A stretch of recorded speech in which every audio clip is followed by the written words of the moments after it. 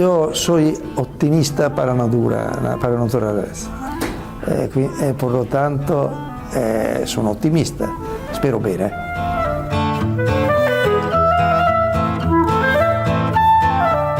Me gustan mucho todos los entrenadores que intentan dar spettacolo, intentan giocare da protagonisti, cercano di giocare da protagonisti, cercano di dare emozioni, quindi interpretano e lavorano per un calcio positivo e propositivo.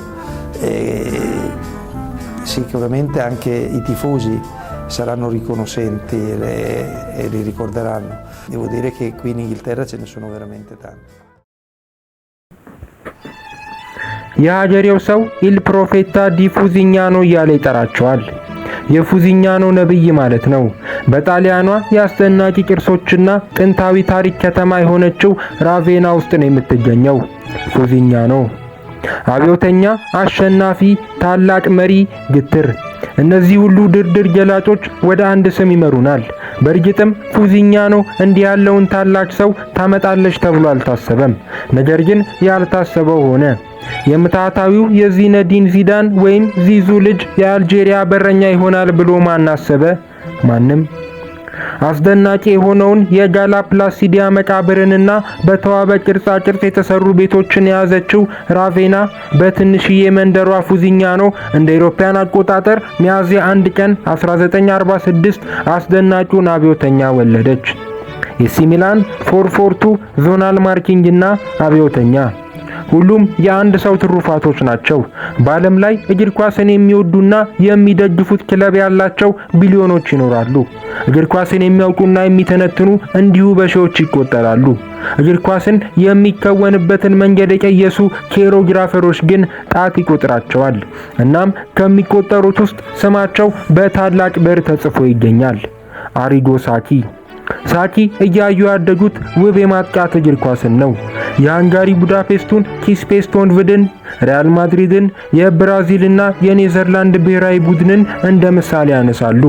በአንድ ወቅት ከሚላን ቲቪ ጋር በነበራቸው ቆይታ ከመጠቃት ይልቅ ማጥቃትን እመርጣለሁ፣ ምክንያቱም ኳሷ አንተ ጋር ከሆነ ጨዋታውን ትቆጣጠራለህ፣ እየተከላከልክ ከሆነ ግን ስፔሶችን ትቆጣጠራለህ ሲሉ ይናገራሉ።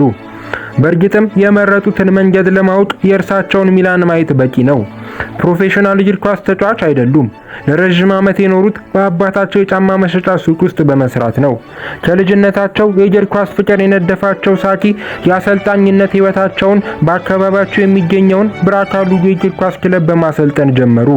አሰልጣኝ የነበሩት ግን በምርጫቸው አልነበረም፣ ለመጫወት በቂ ስላልነበሩ እንጂ። ሳኪ ይናገራሉ። እኔ 26 ዓመቴ ነበር፣ በረኛዬ 39፣ አጥቄ ደግሞ 32። ነገር ግን ሁሉም ጋር መቀናቀን ነበረብኝ። ምናልባት ያኔ ተጫዋች ሆኖ ቢሆን ኖሮ ይህ ሁሉ ቅጽል ባላስፈለገ ነበር። ምናልባትም ከአንድ ፕሮፌሽናል እግር ኳስ ተጫዋች ያለፈ ዝና ላይኖራቸው። ነገር ግን ያነሰው የእግር ኳስ ክህሎታቸው ከታላቅ አሰልጣኝነታቸው አላገዳቸውም። የአሰልጣኝነት እድገታቸውን ቀስ በቀስ አደረገው እንጂ። ሴሴና፣ ሬሚኒ፣ የፊዮረንቲና ወጣት ቡድን አሰልጣኝ እንዲሁም ፓርማ ውስጥ ገና በመጀመሪያ ዓመታቸው ከሴሪ ሲ1 ወደ ሴሪ ቢ ቡድኑን አሳደጉት። በቀጣዩ ሲዝናቸውም ወደ ሴሪ ለማሳደግ የ3 ነጥብ ርቀት ነበር የሚቀራቸው። ነገር ግን ይህ ሁሉ ገድላቸው አልነበረም የጣሊያን እግር ኳስ ፊት ገጽ ላይ ያስቀመጣቸው። ኮፓ ኢጣሊያን ጂ በውድድሩ የወቅቱን የጣሊያን ኃያል ቡድን ኤሲ ሚላንን ነበር ያገኙት። ገና በምድብ ጨዋታ 1-0 ማሸነፋቸው ሳያንስ በጥሎ ማለፍ ዙርም ሚላንን ረተው አለፉ። ይህ ለወቅቱ ለሚላን ባለቤት ሲልቮ በርሉስኮኒ እርሳቸውን ለመቅጠር በቂ ነበር። ያስቸገረን የተቃራኒ ቡድን ተጫዋች የምታሸንፈው በመቅጠር ነው ይላሉ ሌላኛው ታላቅ የእግር ኳስ አሰልጣኝ አሌክስ ፈርጉሰን። ለሳኪ የሚላን ቅጥራቸው ግን የተደላደለ አልነበረም። ያልተሟላ ተጫዋች ስኬታማ አሰልጣኝ ሆኖ ያውቅም፣ በርሉስኮኒ ራሱ ይሻላል፣ ቢያንስ እሱ በአማተር ደረጃ ተጫውቷል የሚሉ ዘገባዎችና ጋዜጦች የሚላንን ፕሬስ አጥለቀለቁት። ለነዚህ ሁሉ የሚዲያ ጫጫታዎች ግን አንድ ቅኔያዊ ንግግር ለሳኪ በቂ ነበር። ፈረስ ጋላቢ ከመሆን በፊት ፈረስ መሆን እንዳለብህ በፍጹም አላውቅም። በምጸት ሲመልሱ ነው። የሚዲያውን ጫጫታ ለማርገብ ግን ብዙ ጊዜ አልፈጀባቸውም። ገና በመጀመሪያ ዓመታቸው የሳንሲሮን ደስታ መለሱ። ከ9 ዓመት በኋላ በ1988 ሚላንን የሴሪኤ ሻምፒዮን አደረጉት። ሱፐር ኮፓ ኢጣሊያውንም መረቁ። በዚህ ብቻ ግን አላቆሙም። የአንድ የሀገር ውስጥ የሊግ አሸናፊ ቡድን ቀጣዩ መዳረሻ የአውሮፓ ሻምፒዮን መሆን እንደሆነ ሳኪ አልዘነጉትም። ቀድሞውኑ ከሃንጋሪና ከሆላንድ ፍቅር ያደረባቸው ሳኪ ሶስቱን ዶች ትሪዎች ለመግዛት አላመነቱም። አስደናቂው የደች ትሪኦ ማርኮ ቫን ባስተን፣ ሩድ ሁሊት እና ፍራንክ ራይካርድ። አጥቂዎች ጨዋታ ያሸንፋሉ፣ ተከላካዮች ግን ዋንጫ ያሸንፋሉ ይሉናል የታላቁ ማንቸስተር ዩናይትድ አሰልጣኝ ሰር አሌክስ ፈርጉሰን። በእርግጥም የሳኪ ሚላን ተከላካይ መስመር የወቅቱ የዓለም ምርጥ ተከላካዮችን የያዘ ነበር። ፍራንኮ ባሬሲ፣ አሌሳንድሮ ኮስታ ኩርታ፣ ማውሮ ታሶቲ እንዲሁም ፓውሎ ማልዲኒ ለስኬታቸው ቁልፍ ሚና ነበራቸው። ሚላንን ከ20 ዓመት በኋላ በ1989 የወቅቱ የዩሮፒያን ካፕ የአሁኑ የሻምፒየንስ ሊግ አሸናፊ ያደረጉት። መንገዳቸው ግን እንቅፋት አልባ አልነበረም። ገና በሩብ ፍጻሜው ከዌርደን ብሬመን ጋር በነበራቸው ጨዋታ ሮበርቶ ዶናዶኒ ላይ አሰቃቂ ጥፋት ተሰራ። ምስጋና ለሬድ ስታር ቤልግሬዱ ወይም ሰርቬና ዝቬዝዳው ፊዚዮ ይሁንና ምናልባትም ዶናዶሊ ራሱን ስቶ ከወደቀበት አይነሳም ነበር። የሻምፒዮንነት እንቅፋታቸው ግን በዚህ ብቻ አላቆመም። በግማሽ ፍጻሜው ያገኙት የውድድሩ ኃያሉን ሪያል ማድሪድን ነበር። በድምር ውጤት 6-1 በመርታት ለፍጻሜው ደረሱ። የሮማኒያውን ስቱዋ ቡካሬስቲን ግን ለማሸነፍ ቀላል ነበር። ቀድሞውኑ 4-0 መምራት ጀመሩ። የቡካሬስቲ ተከላካይ መስመር ሁሊትንና ቫን ባስተንን ለማቆም በቂ አልነበረምና 97,000 የሚደርሱ ታዳሚዎች በታደሙበት ካምፕ ኑ ሮዞኖሪዎቹ የባለ ትልልቅ ጆሮ ዋንጫ ባለቤት ሆኑ። በቀጣዩ ዓመት የሰሩት ቡድን ግን እንደ መጀመሪያው ጠንካራ አልነበረም። ነገር ግን በዋንጫ ጥማት ያረኩት የዝነኛው የቀዩና የጥቁሩ ማሊያ ለባሾች በድጋሚ ቡድኑን ለታላላቅ ዋንጫዎች አበቁት። በድጋሚ የወቅቱ የዩሮፒያን ካፕና የኢንተርኮንቲኔንታል ካፕ አሸናፊ ሆኑ። በኮፓ ኢጣሊያውም በጁቬንቱስ እስኪሸነፉ ድረስ ሴሪኤውን ጨምሮ ለአራት ውድድሮች የሚሮጡ ፈረሶች ነበሩ። የፈረሱ እግሮች ግን መሰበር የጀመሩት ገና ሲዝኑ ሲጀመር ነበርና ሴሪኤውን በሳምፕዶሪያ ተበልጠው ሁለተኛ ሆነው ጨረሱ። ይህ ለሳኪ የመጨረሻቸው ነበር። በተለይ ሽንፈትን ለማይወዱትና ለማይቀበሉት ሳኪ በሚላን መቀጠል አስፈላጊ መስሎ አልታያቸውምና ዳግም በዲሴምበር ወር 1996 ኦስካር ታባሬዝን በመተካት ሮዞኔሪዎቹን እስኪያሰለጥኑ ድረስ ወደ ሳንሲሮ በሌላ ኃላፊነት አልተመለሱም። የሳኪ ቀጣዩ መዳረሻቸው አዙሪ ነበር። በኖቬምበር ወር 1991 ሰማያዊ ለባሾቹን የጣሊያን ብሔራዊ ቡድንን አዜጅ ሊዮቪችኒን በመተካት ተቀላቀሉ። የ1994 የአሜሪካ የዓለም ዋንጫ ላይ ሲሳተፉ የአዙሪ የጦር አባላት ውስጥ ግንቡ የተከላካይ መስመር ፍራንኮ ባሬሲ እና ያኔ ገና ታዳጊ የነበረውን ፓውሎ ማልዲኒን ጨምሮ የ1993ቱን ባላንዶር አሸናፊ የጁቬንቱስን ሮበርቶ ባጂዮ በማካተት የ1982ቱ የስፔን ዓለም ዋንጫ አሸናፊ የቡድን አባላት የነበሩትን ጃንሉካ ቪያሊ፣ ሮበርቶ ማንቺኒ እና ጉሴፔ ቤርጎሚን ወደ ቡድኑ ባለመጥራት ነበር። ሰማያዊ ለባሾቹ ለሁለተኛ ጊዜ ለፍጻሜ ቢደርሱም በውድድሩ ታሪክ የመጀመሪያ የፍጹም ቅጣት ምት የሆነውን በብራዚል ተበልጠው የዓለም ሻምፒዮንነታቸውን ተነፈጉ። ሳኪ የኔ ምርጡ ቡድን የሚሉት ግን ይህ አይደለም። የዩሮ 96ቱ ቡድን ለእርሳቸው ምርጡ ነው። ለፍጻሜ አልደረሱም ወይም ከምድባቸው አላለፉም። ለሳኪ ዋንጫ ብቻ በቂ አልነበረም። በዓለም ታላላቅ አሰልጣኞች ተርታ ስማቸው የሚጠቀሰው በአይምሪ አሸናፊነታቸው ብቻ ሳይሆን አረንጓዴው መድረክ ላይ በሚያሳዩት አስደናቂ የቡድን ትርኢት እንጂ።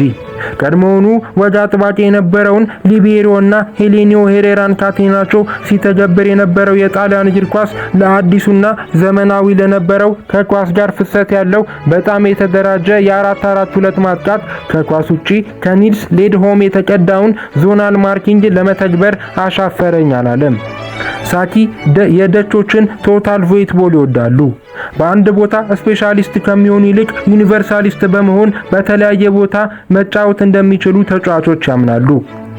ቡድን ውስጥ የሙያ ስነ ምግባርም አስፈላጊ እንደሆነ ሲናገሩ ቡድን ለመገንባት የምትችለው ብቸኛው መንገድ አንድ አይነት ቋንቋ የሚናገሩና የቡድን ጨዋታ መጫወት የሚችሉ ተጫዋቾችን በማሰባሰብ ነው። ብቻህን ምንም ነገር ማሳካት አትችልም። ብታሳካም እንኳን ለረጅም ጊዜ አይዘልቅም። ማይክል አንጄሎ መንፈስ እጅን ይመራል ያለውን አዘውትሬ ጠቅሳለሁ ይላሉ። በልምምድ ሜዳ ላይ ለቡድን ውህደት ይጠቅመኛል፣ ይበጀኛል ያሉትን ሁሉ ለመተግበር ወደ ኋላ የማይሉ ለመጀመሪያ ጊዜ ሻዶ ፕሌይ የሚባለውን ተጫዋቾች ያለ ኳስ የሚሰለጥኑበትን ሁኔታ የቀየሱ በሰዋዊ ስነ ጠባያቸው ግልጽ፣ ግትርና ለተጋጣሚያቸው እንዲሁም ለተጫዋቾቻቸው ጥንቃቄ የተሞላበትን ጥልቅ ዝግጅት የሚያደርጉ ለቆሙለት ዓላማ ካላቸው ግትርነት የተነሳ ከተጫዋቾቹ ጋር ለመጋጨት ወደ ኋላ የማይሉ እሳቸውን ሳቅ ጨዋታ እንዴት ማንበብ እንዳለብኝ አወቅኩ የሚለው ፋቢዮ ካፔሎ ራሱ ግትርነታቸውን ያልደበቀላቸው ሰው ናቸው። ሳኪ አሰልጣኝ ብቻ ግን አልነበሩም። በዚህ ዴጃvu በሆነው በእግር ኳስ ዓለም ውስጥ አዲስ ነገርን የፈጠሩ ፈላስፋም ጭምር እንጂ። በ20ኛው ክፍለ ዘመን ኖረው የአሁኑን የ21ኛውን ክፍለ ዘመን የሚመስል እግር ኳስ የተጫወቱ ነብይም እንጂ። ለዚህም ይመስላል የፉዚኛኖ ነብይ የሚል ስም የተሰጣቸው። ከፈጠራዎቻቸው መካከል ለኦፍሳይድ ወጥመድ አመቺ የሆነውን በተከላካይና በአጥቂ መካከል የ25 ሜትር ርቀት የሚዋልለውን የሃይ ዲፌንሲቭ ላይን ወይም ወደ ላይ ተጠግቶ የሚጫወት የተከላካይ መስመር እንዲሁም በዘመኑ ታላላቅ አሰልጣኞች በጆዜ ሞሪኖ ፖርቶ፣ በፔፕ ጋርዲዮላ ባርሴሎና፣ በየርገን ክሎፕ ቦሩሲያ ዶርትሙንድና ሊቨርፑል እንዲሁም በጆብ ሃይንከንስ ባየር ሙኒክ እንዲሁም በአራት ጊዜ በስኩዴቲ አሸናፊ ፋቢዮ ካፔሎ የተኮረጀውን የሃይ ፕሬሲንግ አጫዋወት ይጠቀሳሉ። ስፔናዊው አሰልጣኝ ራፋኤል ቤኒቴዝ ስለ ሮል ሜደሩ ሲናገር ባለፉት 50 ዓመታት ውስጥ እግር ኳስን የለወጡ አብዮተኛ ይላቸዋል። አዎ በእርግጥም ሳኪ ታላቅ የእግር ኳስ አእምሮ ያላቸው አብዮተኛ ናቸው። በመጨረሻም ሳኪ በዚህ ዘመን ላለን እግር ኳስን እንደ አድራጊ ፈጣሪ ለምንቆጥር ሰዎች ሲናገሩ እግር ኳስ ከትንሽ አስፈላጊ ነገሮች ውስጥ በጣም አስፈላጊ ነው ይሉናል።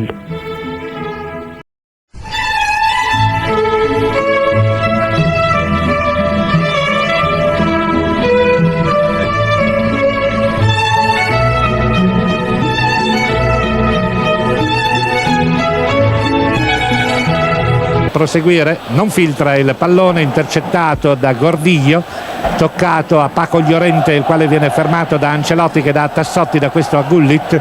Gullit lavora sullo stretto, un ottimo pallone, trova l'inserimento, da quindi ad Ancelotti, Ancelotti destro, gol! Grandissimo gol di Ancelotti! Ancelotti al 18esimo porta in vantaggio il Milan, grandissima conclusione di Carlo Ancelotti. Rivediamo il